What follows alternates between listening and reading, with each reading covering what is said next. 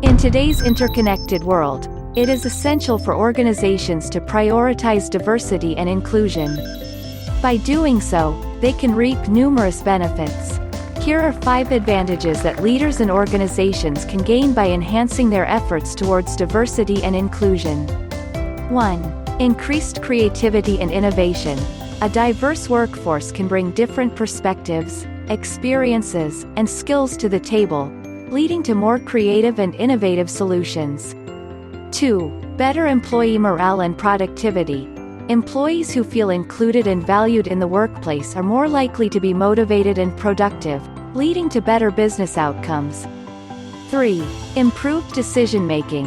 Diverse teams tend to make better decisions, as they consider a wider range of perspectives and ideas.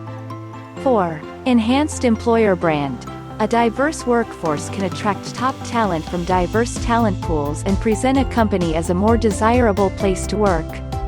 5. Access to wider talent pool. Embracing diversity and inclusion can attract a wider range of candidates, enabling companies to tap into a broader pool of talent.